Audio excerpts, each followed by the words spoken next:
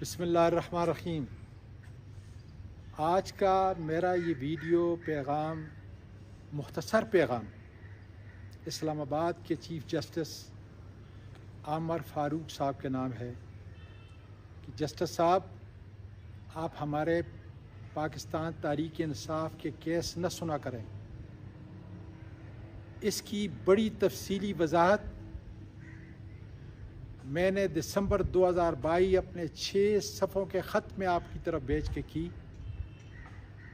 اور میرے قائد عمران خان نے ہر اپنے بیان سے آپ سے گزارش کی کہ آپ سے ہمیں انصاف کی توقع نہیں مل سکتی، اور اس کی واحد مثال کئی اور مثالوں کے علاوہ کہ 9 مئی کو عمران خان کو آپ کی عدالت سے غیر قانونی طور پر ریڈ کر کے گرفتار کیا جاتا ہے، ہمارے لوگوں کو، وکلاء کو، آپ کے عدالت کے عملے کو عدالت کے اندر مارا جاتا ہے، لیکن آپ ان کی اس گرفتاری کو جائز قرار دیتے ہیں، جس کو بعد میں سپریم کورٹ نے کل عدم قرار دیا، غیر قانونی قرار دیا۔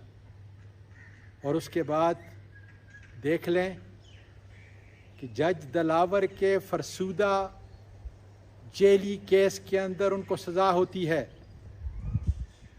اور آپ سسپینشن کی بجائے 15 دن کی تاریخ دیتے ہیں۔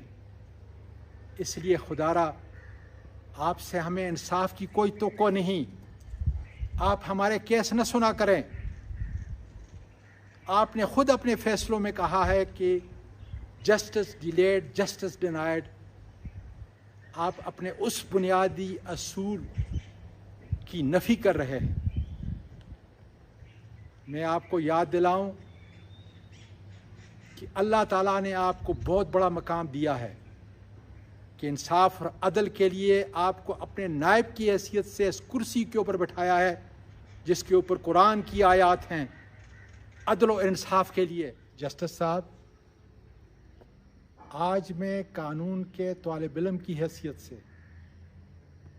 ایک سینیٹر کی حیثیت سے، اور مقبوضہ پاکستان کے شہری کی حیثیت سے، جن کے بنیادی انسانی حقوق سلب کر دیے گئے، قانون اور آئین کی حکمرانی کو ختم کر دیا گیا ہے، اور آپ کا سب سے بڑا کام میرا تحفظ کرنا تھا۔ آپ کو قادر مطلق کا یہ قرآن کا بیان آپ کے سامنے پیش کر رہا ہوں، جو میری اور آپ کی عزت اور ذلت کا مالک ہے۔ انا الینا ایابہم ثم انا علینا حسابہم، کہ اس کی پکڑ بڑی سخت ہے، مجھ سے اور آپ سے ضرور حساب لے گا۔